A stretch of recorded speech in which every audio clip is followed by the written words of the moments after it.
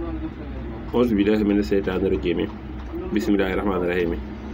asalaamaaleykum wa rahmatullahi wa barakatuh.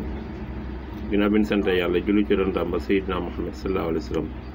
fooy mën a nekk ñëw leen di siyaar di leen ñaanal jàmm gudd fan wér xéewal yaa defar àdduna ak àllaaxira rawatina yéen ñi abonné ci Darou Salam Chifahou. tey dañu indi loo xam ne koo xam ne dafa doon liggéey ba yàgg si liggéeyam yàqu moo xam raba ko yàq wala cat wala dafa tooñ nit ku baax liggéeyam yàqu wala ak lépp lu mën a doon daal tey loolu la ñu andi yomb na nag yombut. kooku day bind soratu yaasin ba mu jeex lay bind nag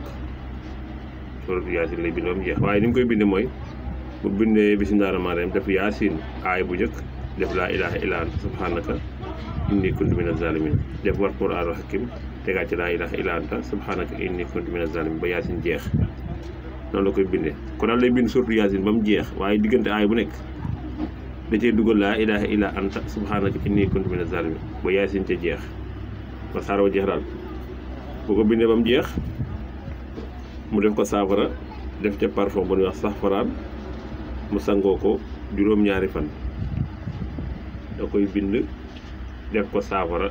diggante aaye yaasin bu nekk mu dugal fa laa ilaaha illa anta subhaanaka inni kuntu mina zaalimiin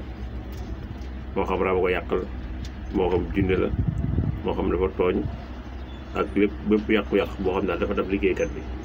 ci kàttan suñu borom tabaaraka wa taala bu defee lii suñu borom mën na ko dimbali loolu ca mu sotti. diggante bu ne daal da ciy sortu yaasin diggante bu ne aaya bu ne daal bu bind ca laa ilaaha illa anta subhaanaka inni kuntu mina zaalimiin bu paree mu wut parfum bu ñuy wax safaraan ak parfum bu rek yu boole ko ci safaraan mu sangoo ko juróom-ñaari fan ci kàttan suñu borom yàqu-yàqu yooyu da ko tàggoo moom. kon ñëw leen siyaar leen ñaanal jàmm gudd fan wér di sàkkaloo vidéo bi ñëpp ngeen tasaare ko ñëw leen siyaar baax a baax.